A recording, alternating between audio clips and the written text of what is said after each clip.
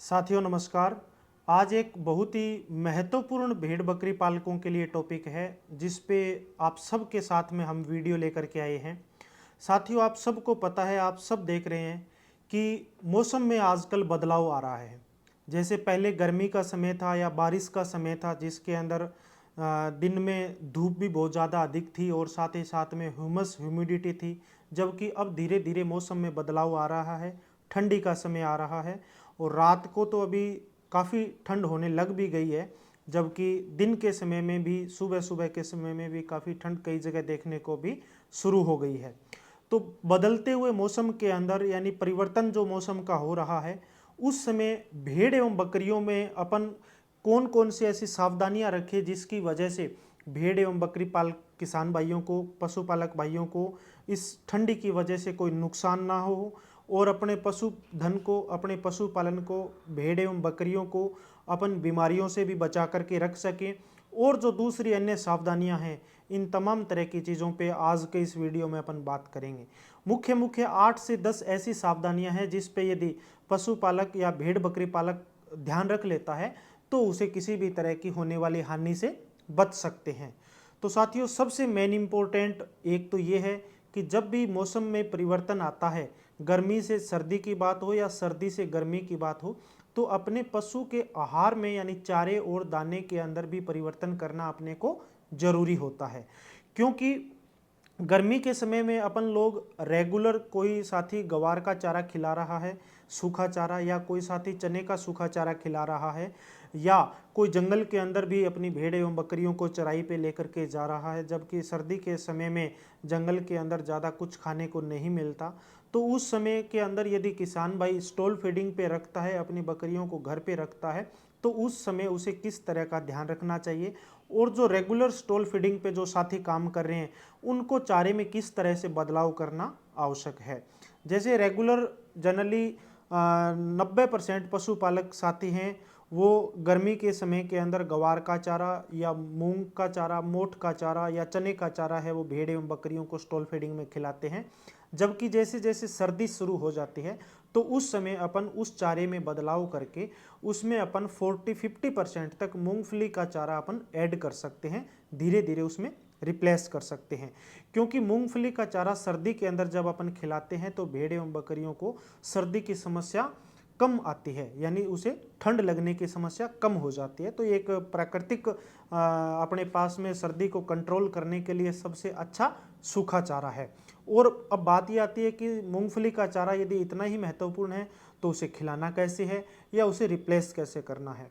कभी भी चाहे आप दाने में परिवर्तन करते हैं या आप चारे में परिवर्तन करते हैं, कभी भी आपको अचानक से चारे या दाने के अंदर परिवर्तन नहीं करना चाहिए।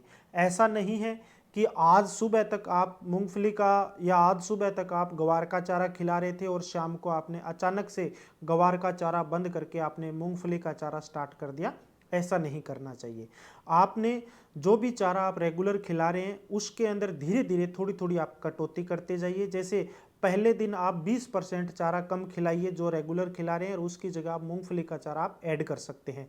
जैसे आप एक बकरी को 1 किलो चारा खिला रहे हैं तो पहले दिन 800 ग्राम चारा जो आप गवार का या रेगुलर जो खिला रहे थे उसके साथ में 200 ग्राम चारा मूंगफली का। तीसरे दिन अपने को 700 ग्राम जो रेगुलर चारा खिला रहे थे वो प्लस 300 ग्राम चारा मूंगफली का। फिर ऐसे धीरे धीरे करते करते यानी 5 से 6 दिन के ऊपर अपन उस चारे को धीरे धीरे करते करते रिप्लेस कर सकते हैं या उसे अपन 50% तक लेकर के जा सकते हैं। कई जगह ऐसी भी है जहाँ पे मूंगफली का चारा मिलना पॉसिबल नहीं होता, तो कोई ऐसा जरूरी भी नहीं है।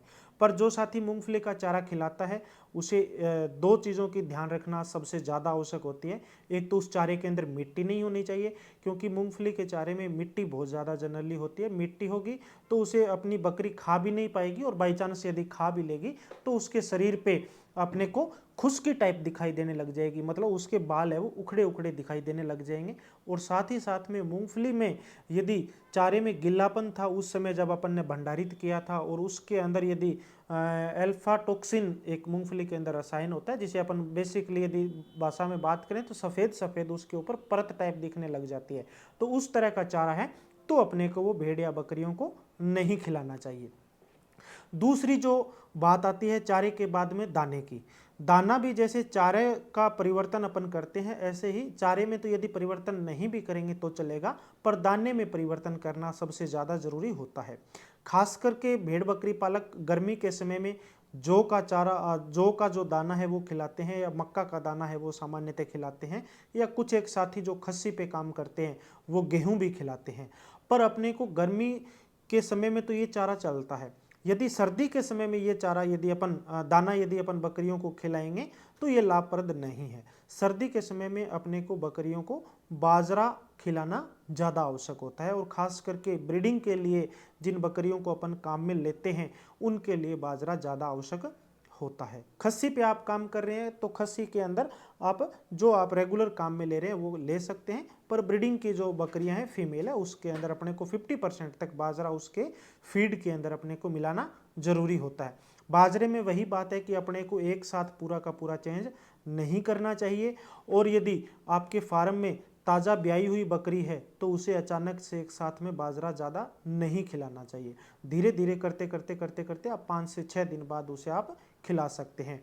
और यदि आपकी एज्ड बकरी है, बूढ़ी बकरियां हैं, तो उस केस में आप बाजरे को दलिया बना करके, या गाय भैंसों के लिए जैसे बांटा बनाते हैं उस तरह से आप बना करके बकरी को खिलाते हैं तो उसकी पाचन शक्ति है वो सही बनी रहेगी।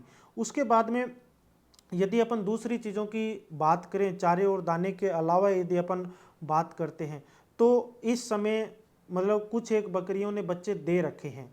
जैसे जिन बकरियों के बच्चे लगभग 3 महीने के हो गए उन बच्चों को वैक्सीनेशन करवाना सबसे ज़्यादा ज़रूरी होता है, क्योंकि 3 महीने के बाद में अपन छोटे बच्चों में भेड़ या बकरी के अंदर वैक्सीनेशन कर सकते हैं।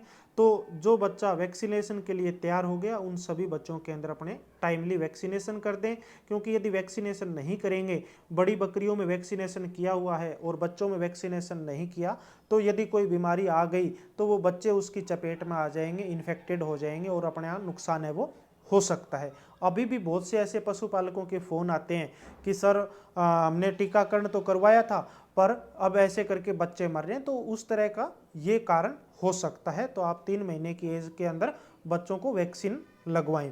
बड़ी बकरियों के अंदर भी आपने जब अप्रैल मई के महीने के अंदर या मार्च के अंदर आपने जो एफएमडी का टीका लगवाया था बड़ी भेड़ एवं बकरियों के अंदर, तो उनके अंदर भी दूसरी डोज लगाने का समय आ गया है, क्योंकि एफएमडी की जो डोज है वो साल में 2 बार लगवाई जाती है, तो 6 महीने बाद अपने को रिपीट करवा देनी होती है, यानी सेकंड डोज लगाने का भी बिल्कुल सही समय है। अब दीपावली से पहले पहले है वो एफएमडी की दूसरी डोज है वो भेड़ एवं बकरियों के अंदर लगवा सकते हैं।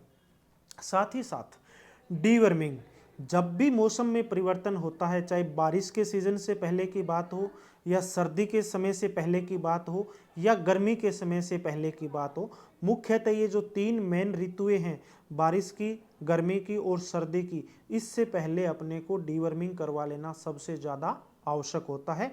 पेट के कीड़े को मारने के लिए जो दवा देते हैं उसे डीवर्मिंग कहते हैं। आप सभी साथियों को उसके बारे में नॉलेज है, तो डीवर्मिंग करवाना आवश्यक होता है। यदि पॉसिबल हो सके तो आप साल में 4 बार डीवर्मिंग करें, यानी 3-3 महीने के अंतराल पे, और ये नहीं है तो आप 4-4 महीने के अंतराल पे 3 बार तो आपको साल में डीवर्मिंग करनी आवश्यक होती है। कई ऐसे साथी हैं जो ऐसे भी सुना है कि आपको हर महीने में डीवर्मिंग करनी है, ऐसा नहीं करने की ज़रूरत है। आप 3 से 4 महीने के बाद में एक बार आप डीवर्मिंग कर दीजिए। और सबसे बढ़िया जो थंब रूल मैंने बताया, मौसम में जैसे ही परिवर्तन आता है तो उस समय अपन डीवर्मिंग करेंगे तो वो पशु के लिए भी ज़्यादा फायदेमंद रहेगा। डीवर्मिंग के लिए यदि आपने पिछली बार कोई साल्ट काम में लिया है तो उस सेम सॉल्ट को अपने को रिपीट नहीं करना है, अलग अलग सॉल्ट के माध्यम से अपने को डीवर्मिंग करनी चाहिए। और यदि प्रेग्नेंट बकरियां हैं, ग्याबिन बकरियां हैं, तो ग्याबिन बकरियों की डीवर्मिंग करने के लिए, पेट के कीड़े मारने के लिए अलग दवा आती है, उसको अलग दवा को काम में लेना चाहिए। ग्याबिन और बिना ग्याबिन बकरियों की अलग अलग दवाएं आती है। बहुत सी बार ऐसे पशुपालकों के भी फ़ोन आते हैं कि साहब हमने डीवर्मिंग की थी, बकरी ग्याबिन थी और बकरी की डीवर्मिंग करने के बाद में बकरी ने बच्चा गिरा दिया, या ये समस्या आ गई, ये समस्या आ गई। इसीलिए डीवर्मिंग हमेशा प्रेग्नेंट और नॉन प्रेग्नेंट बकरी की अलग अलग आती हैं। आप पशु चिकित्सक की सहायता से अलग अलग दवाओं को सिलेक्ट करें और उसके बाद पहले श्योर करें कि ये ग्याबिन है या नहीं है, उसके बाद आप डोज दीजिए। डीवर्मिंग करने का भी एक सिद्धांत है साथियों। डीवर्मिंग हमेशा खाली पेट करनी चाहिए जब बकरी ने चारा नहीं खाया हो। यदि आपको डीवर्मिंग कल करनी है तो आज शाम को ही उसे चारा खिलाइए, कल सुबह चारा मत खिलाइए। सुबह उसके पेट के कीड़े मारने के लिए दवाई दीजिए और उसके कम से कम 2 घंटे बाद उस भेड़ या बकरी को आप चारा या दाना जो भी आपको खिलाना है वो आप खिला सकते हैं। और यदि संभव हो सके तो दवा देने से 15 से 20 मिनट पहले एक भेड़ या एक बकरी को थोड़ा थोड़ा गुड़ खिला देना चाहिए। यूँ कहें कि 20 से 30 ग्राम गुड़ यदि एक भेड़ या एक बकरी को खिला देंगे और उसके बाद में यदि अपन डीवर्मिंग करेंगे तो उसका रिजल्ट है वो और अच्छा मिलता है। डीवर्मिंग के बाद में इस सीजन में सबसे ज़्यादा एक समस्या पेट के अंदर के कीड़ों से भी ज़्यादा अभी पेट के बाहर के कीड़ों की समस्या फिलहाल मौसम के अंदर ज़्यादा देखने को मिल रही है, क्योंकि अभी ये एक ऐसा समय है कि ना तो बहुत ज़्यादा गर्मी है और ना ही बहुत ज़्यादा सर्दी है। मीडियम जो मौसम है, ये मीडियम मौसम एक्सटर्नल पैरासाइट के लिए, बाहरी परजीवियों के लिए, जैसे चीचड़ है, जू है, इल्ली है, यानी बाहर के जो चमड़ी के ऊपर के जो जीव हैं उनके लिए ये सबसे फेवरेबल मौसम होता है। तो इसके कंट्रोल के लिए अपने को बहुत ज़्यादा सावधानी रखने की आवश्यकता है, क्योंकि यदि आपका भेड़ या बकरी का बच्चा जो 1 महीने का है, 2 महीने का है, अपनी माँ का दूध पी रहा है और उस समय उस पर बाहरी पैरासाइट का अटैक हो गया तो वो बच्चा कमज़ोर हो जाएगा और दोबारा रिकवर होना बहुत ही ज़्यादा मुश्किल होता है। तो इसीलिए अपने को ध्यान रखना चाहिए। दूसरा, यदि बड़ी बकरी के अंदर भी ये समस्या आ गई, ग्याबिन बकरी है, तो ग्याबिन बकरी एक्सटर्नल पैरासाइट की वजह से गर्भ भी गिरा सकती है, उसका अबॉर्शन भी हो सकता है। तो ये इतने खतरनाक बाहर के छोटे ये कीड़े ज़रूर होते हैं पर खतरनाक पशुपालक के लिए बहुत ज़्यादा होते हैं। यदि अपन बात करें, क्योंकि अलग अलग तरह के जैसे चीचड़ होते हैं, एक बिल्कुल बारीक तरह के जिसे ढेरे या इल्ली के नाम से अलग अलग साथी जानते हैं, कुछ एक ऐसे होते हैं जो कानों पे ही, केवल आप छोटे बच्चों के देखोगे तो कानों पे ऐसे लगेगा आपको हल्की हल्की डॉट डॉट आपको दिखाई देगी, वो भी एक्सटर्नल पैरासाइट है। तो वो भी सबसे खतरनाक है। वो धीरे धीरे पशु के खून को चूसती है और उसकी वजह से बच्चा या बकरी है वो कमज़ोर हो जाता है। तो उसके लिए अपने को, यदि आपको ऐसा लग रहा है, उसकी निशानी आप कैसे देख सकते हैं? आपको हाथ लगाने से, टच करने से आपको पता लग सकता है। कई बार बकरी दांतों से खुजलाती है। आप बकरी के शरीर पे कहीं से भी देखोगे तो उसकी बाल आपको छोटे छोटे पैचेज में धब्बे के रूप में गिल्ले बाल मिलेंगे। क्यों? क्योंकि बकरी अपने दांतों से उसे खुजलाएगी तो जो उसके लार है वो वहाँ पे लग जाएगी, आपको धब्बा टाइप दिखाई देगा। उस पर आप जब जाकर के हाथ लगा करके देखोगे तो 90% आपको उस जगह पे पैरासाइट मिलेगा। ऐसे ही कानों पे भी हो सकता है, ऐसे ही बकरी के अडर पे भी हो सकता है, यानी पूरे शरीर पे ये हो सकता है। पर कान, गर्दन या जो ये कंधे का आगे का जो पोर्शन है पशु का, उस पे सबसे ज़्यादा अपने को देखने को मिलता है। चाहे छोटा बच्चा हो या बड़ी बकरी हो, तो उसको पहचानना और उसे फिर पहचानने के बाद में उसका कंट्रोल करना सबसे ज़्यादा उपयोगी है। तो उसका नियंत्रण के लिए मेडिकल पे अलग अलग साइपरमेथ्रिन है, परमेथ्रिन है, एमिट्राज है, अलग अलग मार्केट के अंदर दवाएं आती हैं, वो ला करके आप डॉक्टर की सहायता से उसका उपयोग है वो कर सकते हैं। उसे पानी में मिला के पशु को उससे नहला सकते हैं या छिटक सकते हैं। कुछ एक साबुन भी इस तरह की आती है, जैसे अपन नहाने का साबुन काम में लेते हैं तो ऐसे साबुन भी आती है। तो पशु के शरीर को हल्का गीला करके साबुन लगा करके उसे छोड़ देंगे तो वो कीड़े हैं वो अपने आप मर जाएंगे। पर ये इतना ही काफ़ी नहीं है। केवल पशुपालक क्या करते हैं कि पशु के शरीर पे तो दवा लगा देंगे या पशु के शरीर पे साबुन लगा देंगे, पर वो जो चीचड़ हैं या वो जो कीड़े हैं वो पशु के शरीर से उतर के और साइडों में चले जाते हैं, नीचे मिट्टी में चले जाते हैं या दीवारों में चले जाते हैं या अपनी झोंपड़ी है उसके अंदर चले जाते हैं। और जैसे ही दवा का प्रकोप खत्म होगा वो कीड़े वापस आकर के पशु के शरीर पे चिपक जाते हैं। तो इसके नियंत्रण के लिए आप जो भी दवा काम में ले रहे हैं, साइपरमेथ्रिन या परमेथ्रिन, उसे पानी में मिक्स करके, पानी में यूं कहीं कि अपन लगभग 15 लीटर पानी है तो 15 लीटर पानी के अंदर 30 ml दवा मिक्स करके लगे और उसे अपने को जो दीवार है, पशुओं का शेड है, पशुओं का बाड़ा है, उसमें पूरे के अंदर अपने को स्प्रे करनी चाहिए ताकि पशु के शरीर के साथ साथ में पूरे बाड़े के अंदर भी उनका कंट्रोल हो सके। यदि आप 15 दिन से ये चीज़ आप रिपीट कर दोगे तो आपके फार्म पे कम से कम 4 महीने तक एक्सटर्नल पैरासाइट का लोड है वो दोबारा कभी भी नहीं होगा। पशुपालक ये बोलते हैं कि हमने इलाज करवाया, हमने टीका लगवाया या हमने इसका इंजेक्शन भी लगवाया और उसके लिए दवा भी डाली, पर फिर भी दोबारा हो गए 10 दिन बाद में, तो ये होने का यही रीज़न है कि आप कंप्लीटली उसका उपचार नहीं कर पाते हो। इसके बाद में एक सबसे बड़ी समस्या आती है सर्दी के समय के अंदर कि बकरियों के अंदर खांसी हो रही है, बकरियों के जुखाम हो रहा है, उसके नाक के अंदर पानी आ रहा है, बच्चों के अंदर दस्त लग रहे हैं, या ज़्यादा ही आ गई तो फिर बकरी को बुखार भी हो रहा है।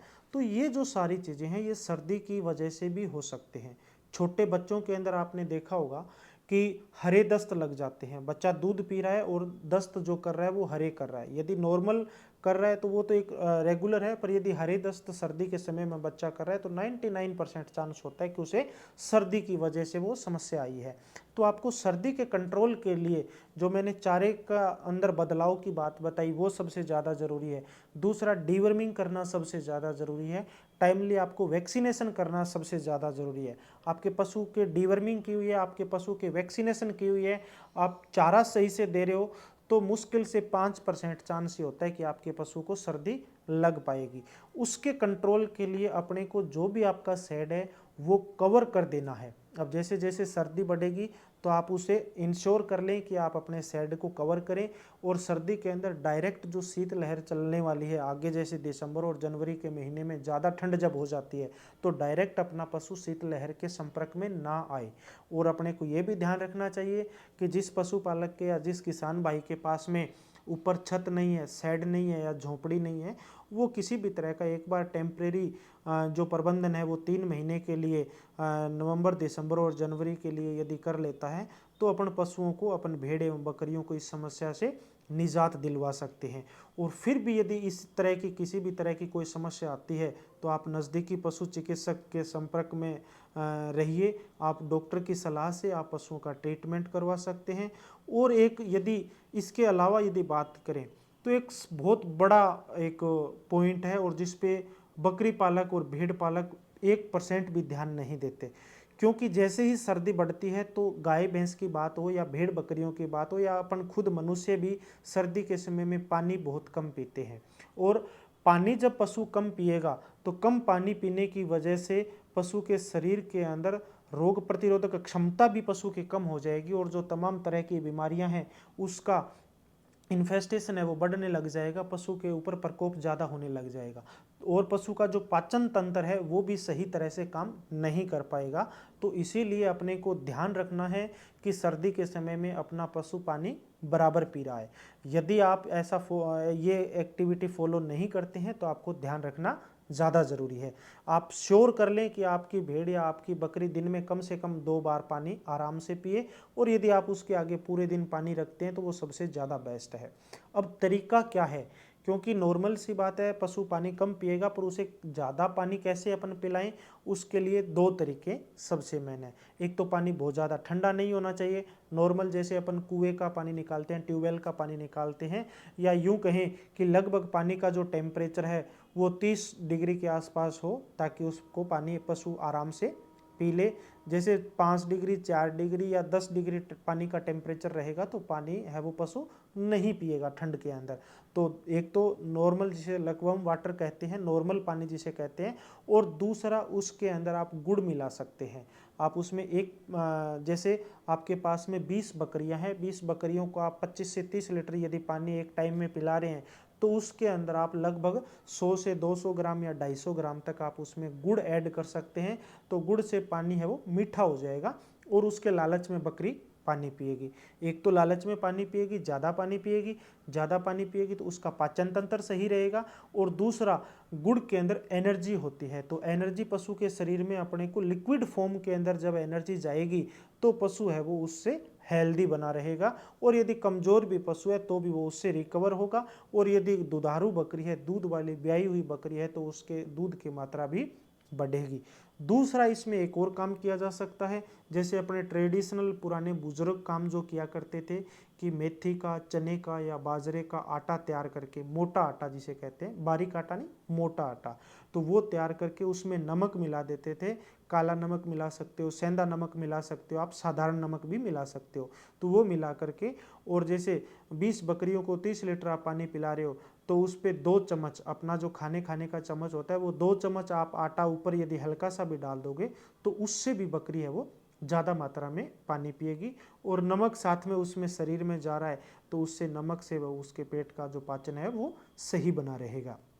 सबसे लास्ट बात की यदि अपन बात करें तो नमक पे जैसे अपनी बात आई थी, तो पशु के शरीर के अंदर नमक की भी आवश्यकता होती है, क्योंकि नमक से पशु को आयोडीन मिलता है। और आयोडीन की जब शरीर के अंदर कमी हो जाती है तो आपने सभी साथियों ने देखा है कि पशु के गले के अंदर कई बार गांठ हो जाती है, जबड़े के नीचे गांठ हो जाती है, पशु के शरीर पे कहीं गांठें हो जाती है, पक्की गांठ होती है, बाद में धीरे धीरे वो टूट जाती है, फूट जाती है और उससे मवाद टाइप निकलने लग जाता है, पशु कमजोर हो जाता है।